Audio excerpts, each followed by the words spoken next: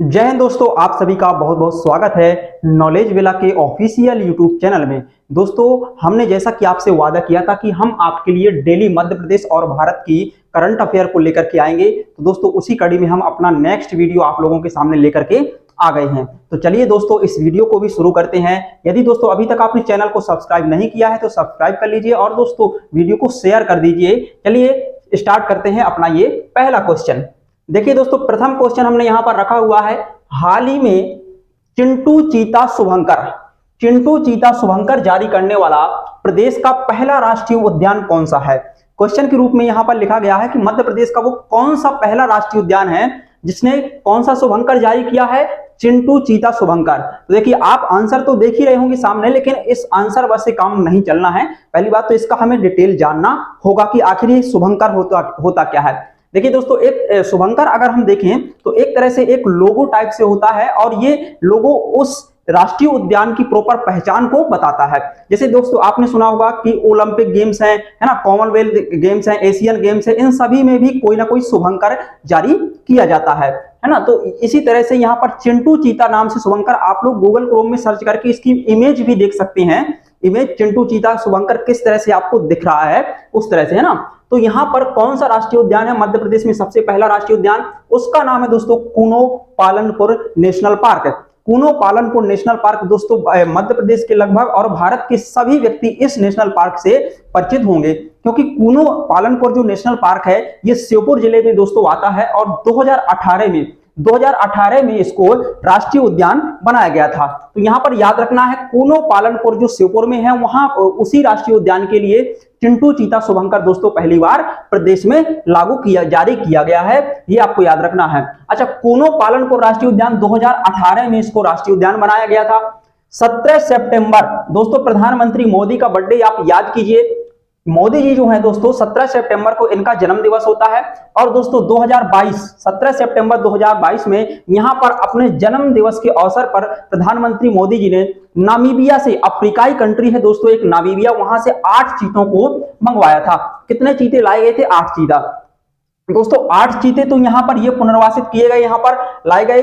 और दोस्तों इसके अलावा हाल ही में कुछ दिनों पहले 12 चीतों को और यहां पर शामिल किया गया। तो इस तरह से देखा जाए अगर, तो कूनो पालनपुर जो आपका नेशनल पार्क है यहां पर लगभग वर्तमान में चीतों की संख्या कितनी है? चीतों की संख्या दोस्तों यहां पर 20 हो चुकी है। तो याद आपको यहां पर रखना है दोस्तों। यहां पर एक जो 8 चीते लाए गए थे उनमें से एक मादा चीता थी दोस्तों, उसका जो मादा चीता है ना दोस्तों, उसका नाम आशा था और आशा दोस्तों गर्भवती यानी कि प्रेग्नेंट थी, यानी कि उससे एक चीता का और जन्म हुआ। ठीक, तो इस तरह से यहां पर 8 चीते प्लस 12 चीतों को और लाया गया, तो वर्तमान में टोटल 20 चीतों की संख्या यहां पर पहुंच गई है। तो ये भी आपको याद रखना है दोस्तों। इसके बारे में कुछ और जानकारी लीजिए। देखिए, पन्ना नेशनल पार्क दोस्तों जो है आपका, इसकी स्थापना 1981 में 1981 में की गई थी। पन्ना नेशनल पार्क की स्थापना 1981 में की गई थी स्थापना इसकी, ये भी आपको याद रखना है, वेरी इंपॉर्टेंट है आप लोगों के लिए। और 1994 में दोस्तों पन्ना नेशनल पार्क को प्रोजेक्ट टाइगर के अंतर्गत शामिल कर लिया गया। किसके अंतर्गत? प्रोजेक्ट टाइगर के अंतर्गत इसको 1994 में 1994 में इसको शामिल कर लिया गया। तो ये भी आपको यहां पर याद रखना है। अगला है दोस्तों बांधव नेशनल पार्क। बांधव नेशनल पार्क दोस्तों 1968 में इसकी स्थापना की गई थी। और ये कहां पर आता है? बांधवगढ़ नेशनल पार्क, ये आपका है दोस्तों उमरिया जिले के अंतर्गत आता है। 1968 में इसकी स्थापना हुई थी दोस्तों। जो ऐसा ये जो आपका बांधव नेशनल पार्क है दोस्तों, ये 32 पहाड़ियों से घिरा हुआ नेशनल पार्क है। 32 पहाड़ियों से घिरा हुआ नेशनल पार्क है। बहुत ही ज्यादा दोस्तों यहाँ पर जैव विविधता, बायोडाइवर्सिटी पाई जाती है। देखिए, आप लोग खुद सोच सकते हैं कि जो नेशनल पार्क 32 पहाड़ियों से घिरा हुआ हो, वहां पर बायोडाइवर्सिटी का लेवल स्तर क्या होना चाहिए, है ना दोस्तों। ये पहाड़ियां जो हैं ये कहां की पहाड़ियां हैं? तो दोस्तों जो विंध्य पर्वत है उसकी पहाड़ियों, उसकी जो पश्चिमी पहाड़ियां हैं, पूर्वी पहाड़ियां, उनको कैमूर कहा जाता है। तो कैमूर की यहाँ पर 32 पहाड़ियों से घिरा हुआ नेशनल पार्क है बांधव। दोस्तों बांधव नेशनल पार्क को, जो कि उमरिया में है, इसको 1993 में प्रोजेक्ट टाइगर में शामिल किया गया था, तो इसको भी आपको याद रखना है। 1993 में प्रोजेक्ट टाइगर में शामिल किया गया था। देखिए पन्ना नेशनल पार्क को प्रोजेक्ट टाइगर में कब शामिल किया गया? 1994 में, जबकि स्थापना 1981 में हुई थी और इसकी 1968 में स्थापना हुई, 1993 में इसको प्रोजेक्ट टाइगर में शामिल कर लिया गया। तो ये भी आपको अच्छी तरह से याद रखना है।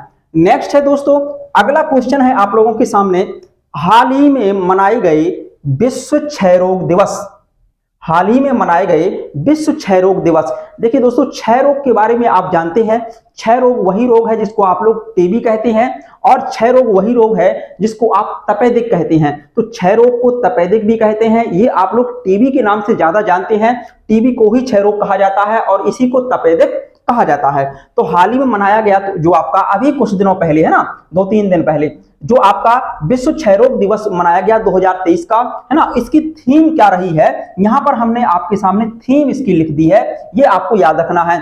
इसकी थीम क्या थी? Yes we can end TB, yes we can end TB, हम टीबी को खत्म कर सकते हैं या टीबी का हम अंत कर सकते हैं, यस। ठीक, तो ये इसकी क्या है? ये इसकी थीम रही है 2023 में जो मनाया गया टीबी दिवस, है ना, क्षय रोग दिवस जिसको कहते हैं, टीबी को ही क्षय रोग कहते हैं एक्चुअल में, है ना। कब मनाया गया था दोस्तों? तो ये मनाया गया था 24 मार्च, अभी हाल ही में 24 मार्च 2023 को विश्व क्षय रोग दिवस मनाया गया और इसकी थीम क्या थी? Yes we can end TB, yes we can end TB. यहां पर याद रखना है दोस्तों, इस दिवस के बारे में हम थोड़ा सा आपको बता दे रहे हैं कि इसकी शुरुआत आखिर किस चीज से हुई, किस तरह से इसकी शुरुआत हुई थी, ये क्यों मनाया जाता है।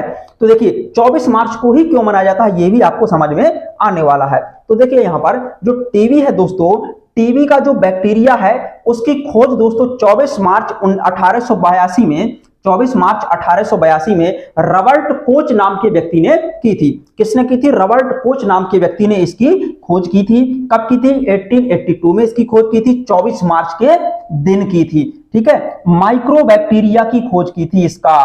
कौन सा कारक है इसका? माइक्रोबैक्टीरिया। तो इसकी खोज की थी दोस्तों 24 मार्च 1882 में, इसकी खोज किसने? रबर्ट कोच के द्वारा की गई थी। तो दोस्तों 24 मार्च को खोज की थी, इसीलिए दोस्तों 24 मार्च को ही दोस्तों क्या मनाया जाता है?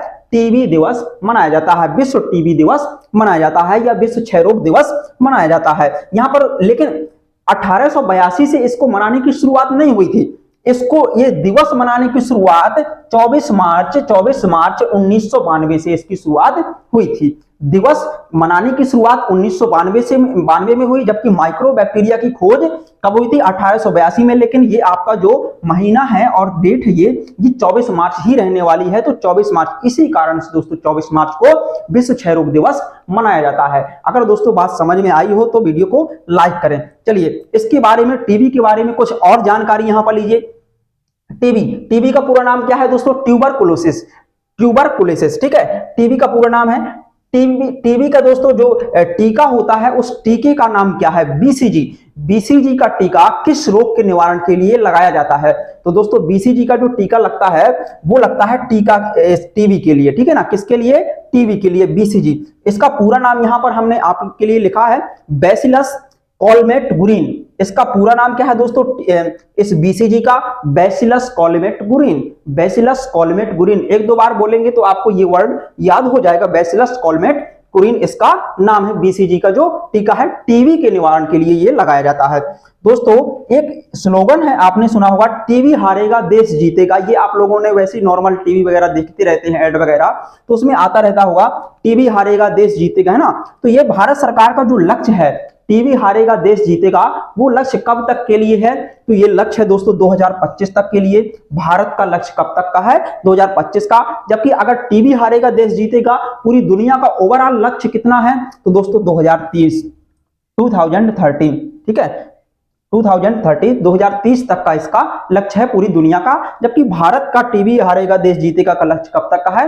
ये 2025 तक का है। दोस्तों वेरी इंपॉर्टेंट क्वेश्चन आपके लिए ये होने वाला है। ये किसी भी तरह की प्रतियोगी परीक्षाओं के लिए आपके लिए महत्वपूर्ण है। जितने भी दोस्तों हमने एक्चुअल में यहाँ पर क्वेश्चन को डिजाइन किया है वो सभी क्वेश्चन महत्वपूर्ण है एकदम, मतलब इतना तो आपको कंपलसरी करना ही होगा, इससे कम में काम नहीं चलने वाला है। और अगर आप दोस्तों डेली इसी तरह का ये वीडियो देखेंगे तो आप हम दावे के साथ कह सकते हैं कि आप एक ना एक दिन बहुत ही अच्छी पोजीशन में जाएंगे सारे जीएस के मामले में, और इसके अलावा आपका जो करंट अफेयर है वो भी बहुत मजबूत होने वाला है। चलिए देखते हैं नेक्स्ट क्वेश्चन को। क्वेश्चन नंबर तीसरा है आपके सामने, हाल ही में मध्य प्रदेश के किस शहर में, एमपी से क्वेश्चन लिया गया है, हाल ही में मध्य प्रदेश के किस शहर में विक्रम नाट्य समारोह, कौन सा समारोह है दोस्तों, विक्रम नाट्य समारोह का आयोजन किया गया। ये कहां पर किया गया, क्वेश्चन दिख रहा होगा आपके सामने, लेकिन सारी जानकारी आपको यहां पर ध्यान से सुननी है। देखिए दोस्तों, उज्जैन में विक्रम नाट्य समारोह का आयोजन किया गया। कहां पर, उज्जैन में। विक्रम नाट्य समारोह का आयोजन कहां पर किया जाता है हर साल, ये उज्जैन में किया जाता है दोस्तों।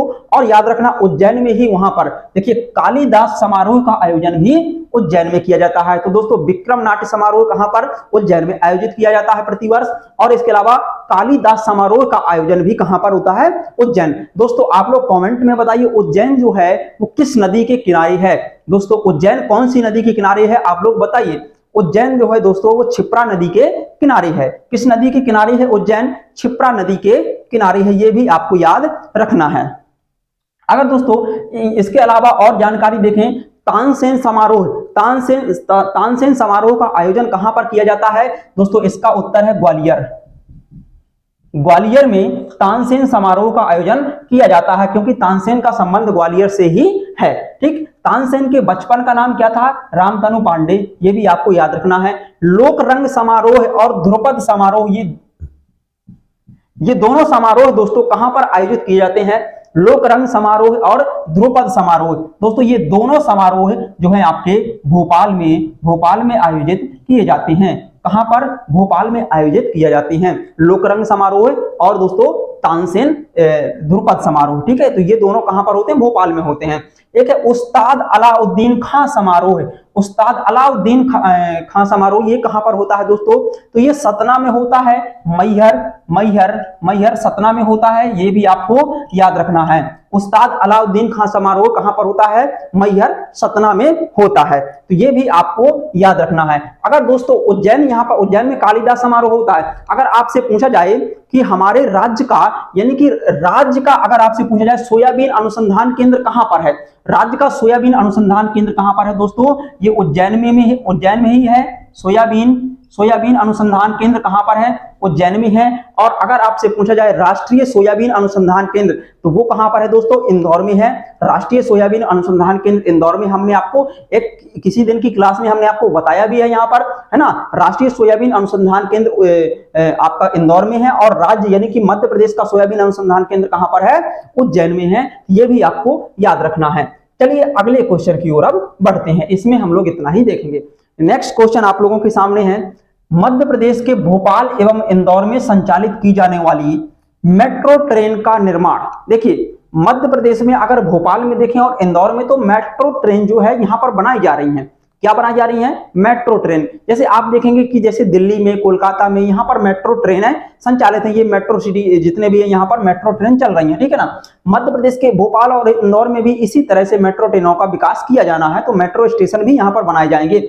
तो मध्य प्रदेश के भोपाल और इंदौर में संचालित की जाने वाली मेट्रो ट्रेन का निर्माण किस देश की कंपनी द्वारा किया जा रहा है, कौन से देश की कंपनी इन मेट्रो ट्रेनों का निर्माण कर रहा है। यहाँ पर मेट्रो से संबंधित जो भी इंफ्रास्ट्रक्चर है उसका निर्माण कौन से देश की कंपनी कर रही है, कौन से देश की कंपनी कर रही है, फ्रांस दोस्तों। फ्रांस की राजधानी क्या है, फ्रांस की राजधानी है पेरिस। फ्रांस की राजधानी दोस्तों क्या है, फ्रांस की राजधानी पेरिस है। आप बताइए कमेंट बॉक्स में, फ्रांस की राजधानी पेरिस जो है वो कौन सी नदी के किनारे है, फ्रांस की राजधानी पेरिस कौन सी नदी के किनारे है, आप लोग यहां पर बताएंगे। चलिए इसके बारे में थोड़ा सा और देखते हैं, भेल, है ना। जैसे यहां पर हमने देखा कि ये फ्रांस के सहयोग से जो है इंदौर और भोपाल में क्या किया जा रहा है, यहां पर मेट्रो ट्रेन का निर्माण किया जा रहा है, फ्रांस की कंपनी है वो। ठीक है, अब देखिए यहां पर भेल की स्थापना दोस्तों किसके सहयोग से की गई थी, अभी भेल के बारे में हम सारी जानकारी आपको यहां पर बताने वाले हैं। भेल की स्थापना दोस्तों ब्रिटेन के सहयोग से की गई थी। और भेल का मध्य प्रदेश में मुख्यालय कहां पर है, तो ये भोपाल में है। भेल का मध्य प्रदेश में मुख्यालय कहां पर है, भोपाल में है हेडक्वार्टर। और अगर देखा जाए इंडिया में ऑल ओवर राष्ट्रीय मुख्यालय भेल का, तो वो नई दिल्ली में है। भेल का राष्ट्र में मुख्यालय हमारे देश में कहां पर है, तो वो आपको नई दिल्ली बताना है, ये भी याद रख। भेल का पूरा नाम कौन बताएगा, भेल का पूरा नाम है Bharat heavy electricals limited, Bharat heavy electricals limited. तो ये आपको भेल के बारे में याद रखना है। अगला है विंध्याचल ताप विद्युत केंद्र। विंध्याचल ताप विद्युत केंद्र दोस्तों ये किस देश के सहयोग से इसकी स्थापना की गई, ये भी आपको यहां पर बताना है। विंध्याचल ताप विद्युत केंद्र दोस्तों यह रूस के सहयोग से स्थापित किया गया। और ये कहां पर है विंध्याचल ताप विद्युत केंद्र, दोस्तों यह सिंगरौली में है। एक्चुअल में हम आपको बताएं ताप विद्युत केंद्र क्या कहलाते हैं। ताप विद्युत केंद्र मतलब एक ऐसी चीज होता है, मतलब ये इसको जो भी है ये विंध्याचल ताप विद्युत केंद्र, यहाँ पर बिजली का उत्पादन किया जाता है। किसका उत्पादन, बिजली का उत्पादन किया जाता है ना। यहाँ पर कोयले का इस्तेमाल किया जाता है विंध्याचल ताप विद्युत केंद्र में, है ना। और जल यहाँ पर आसपास की नदियों से ही मिल जाता है ना। तो विंध्याचल ताप विद्युत केंद्र दोस्तों सिंगरौली में है, सोन नदी से यहाँ पर जल की प्राप्ति है ना, सिंगरौली में है। और रूस के सहयोग से दोस्तों इसकी स्थापना की गई थी। अगर आपसे पूछा जाए सतपुड़ा ताप विद्युत केंद्र, सतपुड़ा ताप विद्युत केंद्र इसकी स्थापना किसके सहयोग से की गई थी, किस देश के सहयोग से दोस्तों सतपुड़ा ताप विद्युत केंद्र की स्थापना की गई थी, तो इसका उत्तर है अमेरिका, यूएसए के सहयोग से सतपुड़ा ताप विद्युत केंद्र की स्थापना की गई थी। और दोस्तों सतपुड़ा ताप विद्युत केंद्र ये है कहां पर, दोस्तों ये बैतूल में है, बैतूल के सारणी नामक स्थान पर है, सारणी बैतूल में है। आप बताइए दोस्तों बैतूल से मध्य प्रदेश की कौन सी एक प्रमुख नदी निकलती है, बैतूल से दोस्तों, बैतूल की पहाड़ियों से दोस्तों, है ना, बैतूल में जो मुल्ताई पहाड़ियां हैं यहां से दोस्तों ताप्ती नदी का उद्गम होता है, यह भी आपको याद रखना है। सतपुड़ा की सबसे ऊंची चोटी दोस्तों क्या है, धूपगढ़ है। सतपुड़ा की सबसे ऊंची चोटी क्या है, धूपगढ़ है, तो यह भी आपको याद रखना है। अगर हम यहां पर भेल के बारे में बताएं, इसका पूरा नाम भारत हैवी इलेक्ट्रिकल्स लिमिटेड हमने आपको यहां पर बताया था। देखिए 1964 में 1964 में भेल की स्थापना हुई थी, 1964 में भेल की स्थापना हुई थी दोस्तों। और भेल का हेडक्वार्टर कहां पर है दोस्तों, भेल का हेडक्वार्टर है दिल्ली में। भेल का हेडक्वार्टर कहां पर है, इसका हेडक्वार्टर दोस्तों आपको दिल्ली में मिलेगा। और याद रखना दोस्तों 2013 में, सन 2013 में जो भेल है आपका भारत हैवी इलेक्ट्रिकल्स लिमिटेड, इसको दोस्तों महारत्न कंपनी का दर्जा दे दिया गया था। कैसी कंपनी का दर्जा दिया गया था दोस्तों, महारत्न कंपनी का इसको दर्जा दे दिया गया था। अगर देखा जाए दोस्तों तो वर्तमान में कुल कितनी महारत्न कंपनियां हैं दोस्तों, वर्तमान में कुल 11 महारत्न कंपनियां हैं दोस्तों। 2021 से पहले 10 महारत्न कंपनियां हुआ करती थी। कितनी हुआ करती थी महारत्न कंपनियां, 2021 से पहले 10 हुआ करती थी दोस्तों। 2021 में एक 11वीं महारत्न कंपनी की स्थापना की गई, पावर फाइनेंस कारपोरेशन। क्या नाम था दोस्तों, power finance corporation. Power finance corporation दोस्तों 2021 में इसको महारत्न बना दिया गया। तो वर्तमान में महारत्न कंपनियों की संख्या कितनी है, कुल 11 है।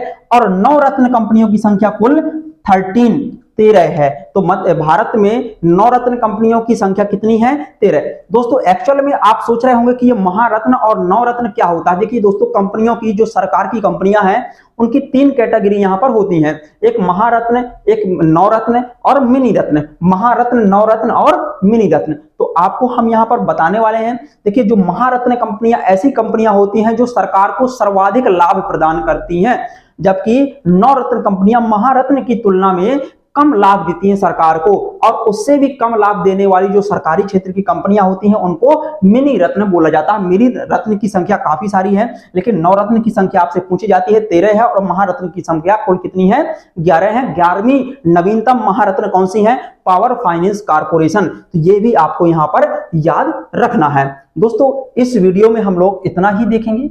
यहाँ पर आप लोगों के लिए यहाँ पर 4 क्वेश्चन हम आपके लिए लेकर आए थे, जितनी इसमें स्पेस रहती है ना दोस्तों, क्योंकि हम साथ में नहीं लिखते हैं क्योंकि उसमें टाइम ज्यादा वेस्ट हो जाएगा, है ना। तो आपको ये लिखा लिखाया मटेरियल मिलता है पूरा, आप स्क्रीनशॉट लेके अपना पूरा बेहतर नोट्स इसका तैयार कर सकते हैं दोस्तों। ये आप लोगों की रेगुलर क्लास रहने वाली है, तो बिल्कुल भी टेंशन नहीं लेना है। आप जितना बस बताते जाए उतना करते जाना है। और इस बात की टेंशन नहीं लेना है कि ये करेंगी तो आगे इसका परिणाम क्या होगा। इसके बहुत ही अच्छे परिणाम आपको मिलेंगे, ये आप आंख बंद करके इस बात का बिलीव कर सकते हो। तो बिल्कुल टेंशन नहीं, आप लोग नोट्स जरूर बनाइए, बिना नोट्स के आप देख लेंगे कोई फायदा नहीं मिलेगा, इससे अच्छा तो ना ही देखो, है ना। नोट्स जरूर बनाना है आपको, बिना नोट्स के कोई भी ज्ञानी आजकल नहीं बन पाया है। इतनी ये थोड़ा बहुत हमने भी एक्सपीरियंस किया है कि बिना नोट्स के कुछ नहीं हो सकता, है ना। तो थोड़ा सा यहाँ पर ये सारा का सारा मटेरियल आपको एक जगह नोट करते जाना है डेली बेस पर, है ना। और दोस्तों नेक्स्ट वीडियो भी हम आप लोगों के लिए जल्दी ही लेकर आने वाले हैं इसी तरह से, है ना। तो अगर दोस्तों वीडियो पसंद आए तो वीडियो को लाइक करें और चैनल को सब्सक्राइब करें। तब तक मिलते हैं नई वीडियो के साथ में, तब तक के लिए जय हिंद।